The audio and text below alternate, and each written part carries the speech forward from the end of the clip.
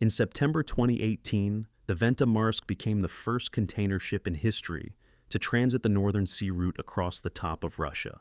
The journey from South Korea to St. Petersburg took 23 days instead of the usual 34 days through the Suez Canal. That's 11 days saved, 11 days less fuel burned, 11 days less labor cost. For a shipping industry where every day costs tens of thousands of dollars, this should have been revolutionary. This should have changed everything.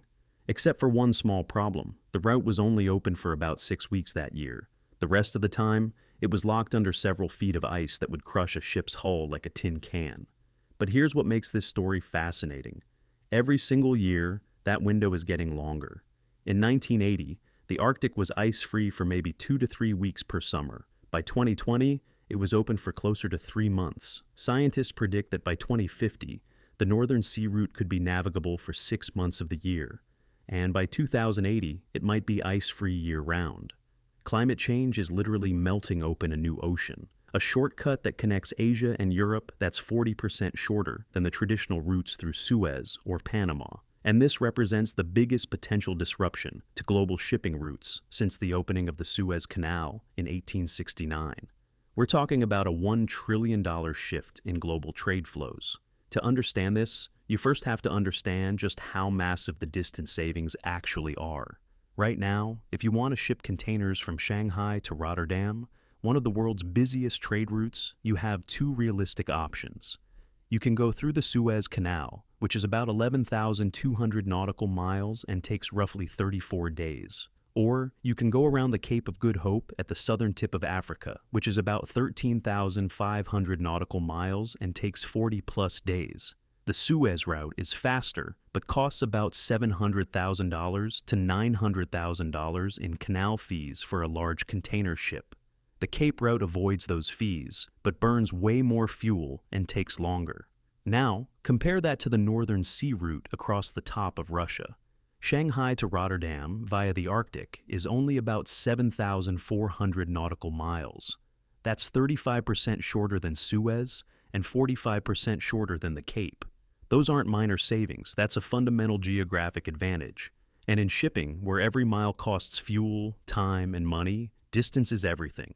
If a ship burns 200 tons of fuel per day at $600 per ton, that's $120,000 per day in fuel costs alone. Save 11 days on a voyage and you've saved $1.3 million in fuel. Make that trip 20 times per year and you've saved $26 million. For a shipping company operating a fleet of 100 ships, the savings become astronomical. But there's a second advantage that's even more strategic: avoiding choke points.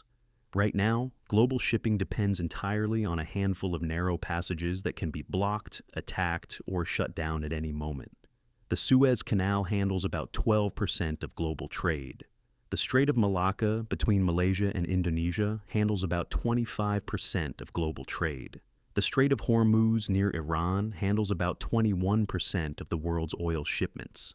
These choke points are geopolitical vulnerabilities. When the Ever Given blocked the Suez Canal for 6 days in 2021, it cost the global economy an estimated $9 to $10 billion. When Houthi rebels in Yemen started attacking ships in the Red Sea in 2024, it forced shipping companies to reroute around Africa, adding massive costs and delays. The Northern Sea route bypasses all of this. A ship traveling from Asia to Europe via the Arctic doesn't go through Suez, doesn't go through Malacca, doesn't go through any easily blockable narrow passages. It's a direct route across the top of the world. For countries like China, which depend on maritime trade and worry constantly about potential naval blockades, this is a strategic game changer. If tensions ever escalated with the US or other powers, China could potentially keep trade flowing through the Arctic even if southern routes were compromised. That's worth far more than just fuel savings. But here's where the economics get complicated. Just because the Arctic is ice-free doesn't mean it's easy or cheap to navigate. This isn't like sailing through the Mediterranean. The Northern Sea route presents unique challenges that make it far more expensive and risky than traditional shipping lanes. First, there's the ice itself. Even when the route is open, there are still ice flows, icebergs, and areas of thin ice that can damage ships. Regular container ships aren't built to handle ice. Their hulls are thin steel designed for calm tropical waters, not for pushing through chunks of frozen ocean. One serious collision with an iceberg, and you're looking at a hull breach, potential sinking, and billions in losses. So ships that want to use the Arctic need to be ice-strengthened or ice-class vessels. These ships have reinforced hulls, extra plating, and specialized bow designs that can push through ice up to a certain thickness. But ice-class ships are expensive. A regular container ship might cost $150 to $200 million to build.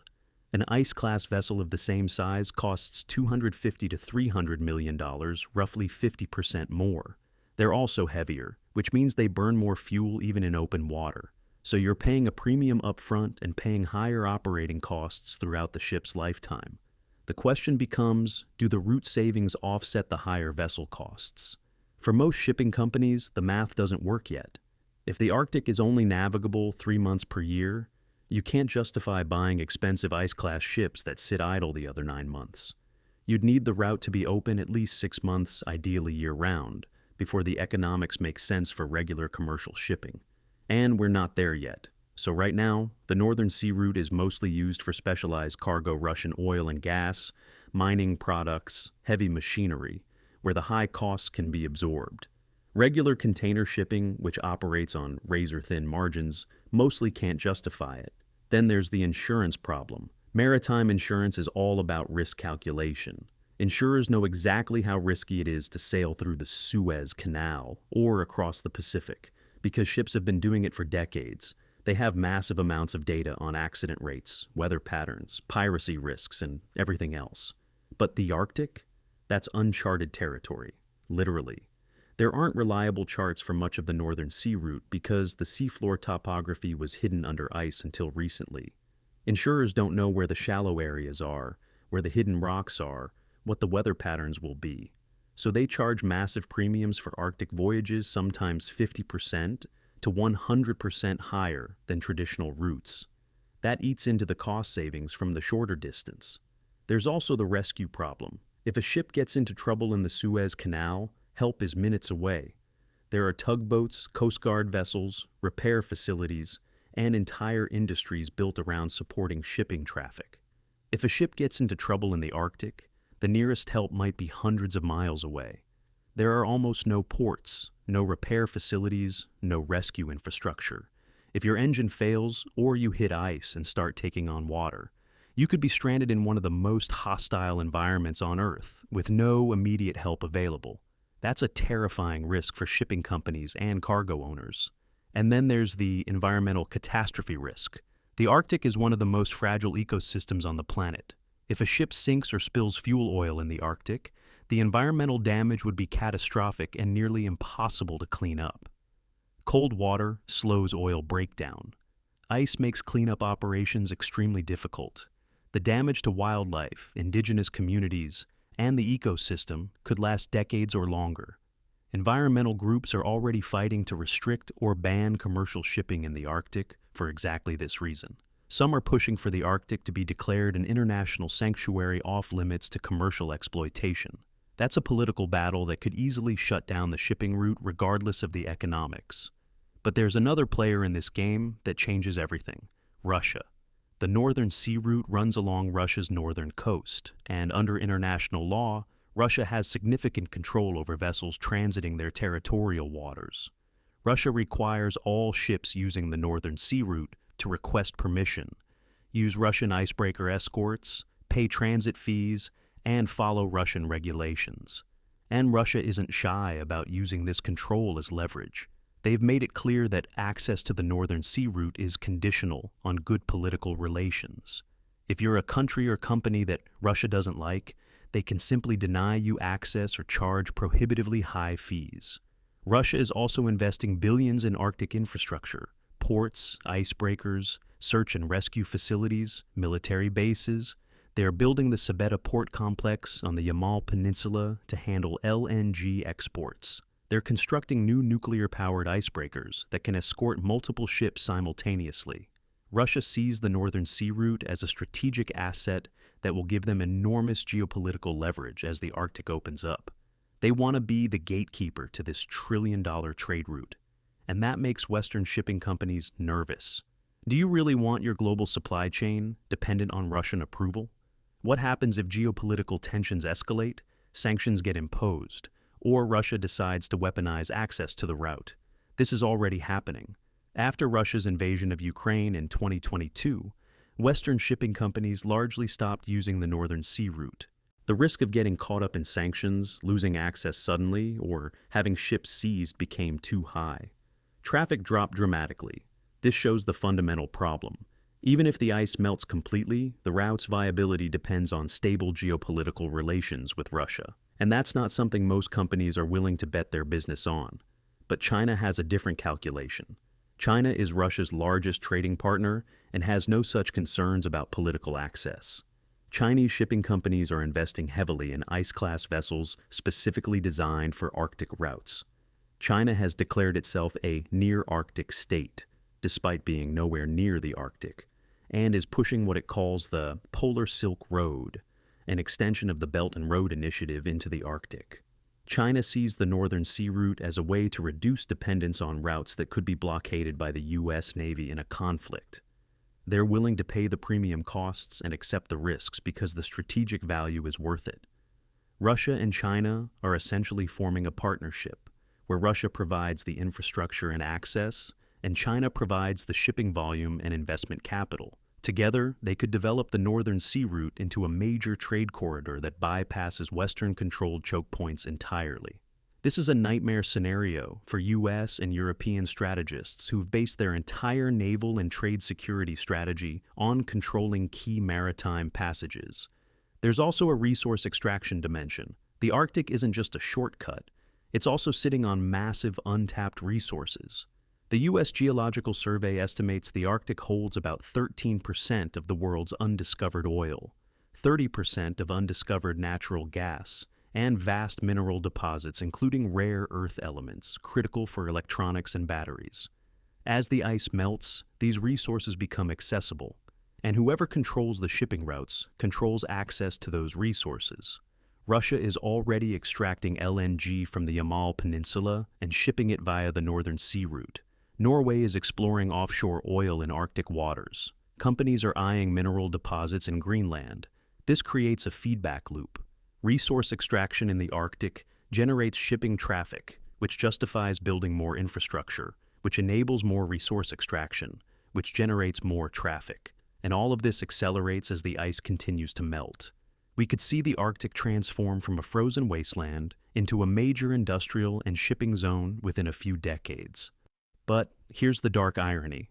The only reason the Northern Sea route is opening up is because of climate change caused in part by the shipping industry itself. Ships burn hundreds of millions of tons of fossil fuels annually, emitting massive amounts of CO2 that's warming the planet and melting the Arctic ice. And now, the industry is preparing to exploit that melting ice to save time and money on shipping routes. It's a perfect example of capitalism finding profit in the very crisis it helped create. Environmental groups call this climate opportunism, treating the symptoms of climate disaster as a business opportunity rather than something to prevent. And increased Arctic shipping could accelerate warming even further. Ships emit black carbon, soot particles that settle on ice and snow, making them absorb more heat and melt faster. More ships in the Arctic means more black carbon, which means faster melting, which means more shipping becomes possible, which creates a feedback loop that accelerates the entire process. Scientists warn this could push Arctic warming past critical tipping points that trigger irreversible changes. There's also the geopolitical scramble. 8 countries have Arctic territory: Russia, Canada, the US, Alaska, Norway, Denmark, Greenland, Iceland, Sweden, and Finland. As the Arctic opens up, these countries are all making territorial claims, expanding their exclusive economic zones, and building up military presence. Canada and Russia are in disputes over the Northwest Passage, another potential Arctic route through Canadian waters. The US and Russia have competing claims in the Bering Sea.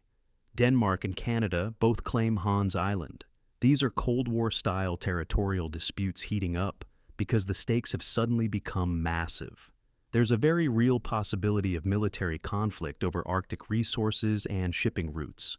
Russia has already reopened Soviet-era military bases in the Arctic and deployed advanced missile systems.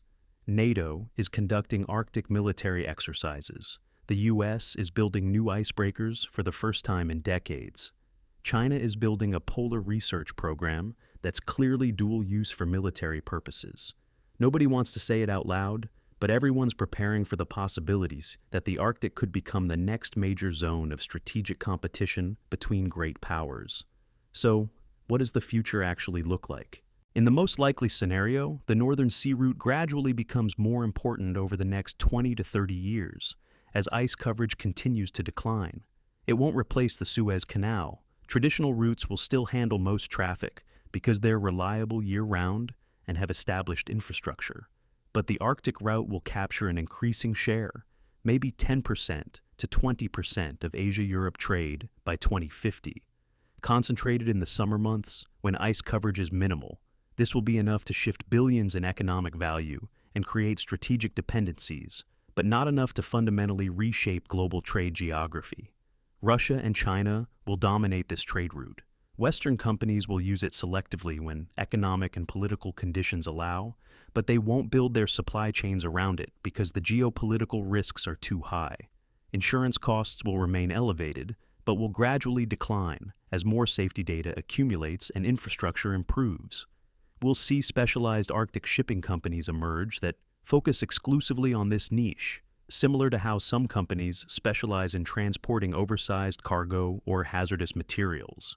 The environmental damage will be significant but localized. There will probably be at least one major disaster, a ship sinking or a major fuel spill, that triggers international outcry and stricter regulations. But economic pressures will ensure shipping continues because the potential profits are too large to ignore. Indigenous communities in the Arctic will be negatively impacted by increased shipping traffic, noise pollution, and ecosystem disruption, but they have little political power to stop it, and the melting will continue. Even if we stopped all emissions tomorrow, the Arctic would continue warming for decades due to heat already in the system. By 2011, the Arctic could be completely ice-free year-round for the first time in millions of years. At that point, the Northern Sea Route won't be a seasonal alternative. It'll be one of the world's major shipping corridors, potentially handling trillions of dollars in trade annually. The economic geography of global trade will have fundamentally shifted because we melted the top of the planet. This is the ultimate example of short-term economic thinking trumping long-term consequences. The shipping industry sees a trillion-dollar opportunity in Arctic routes and is racing to exploit it. They're not asking whether we should be doing this. They're just figuring out how to do it profitably. The fact that this opportunity only exists because we've destabilized the global climate system doesn't factor into the calculation. The fact that exploiting it will accelerate the very warming that created it in the first place doesn't matter. There's money to be made, competitive advantages to be gained, and strategic positions to be secured. Everything else is secondary. The melting Arctic is opening a new ocean, and humanity's response is to immediately figure out how to commercialize it. We're turning a climate catastrophe into a business opportunity, a geopolitical battleground, and potentially a trigger for international conflict. And we're doing it all in the name of saving 11 days on a shipping route. What do you think? Is developing Arctic shipping routes inevitable progress, or are we making a catastrophic mistake? Let us know in the comments below.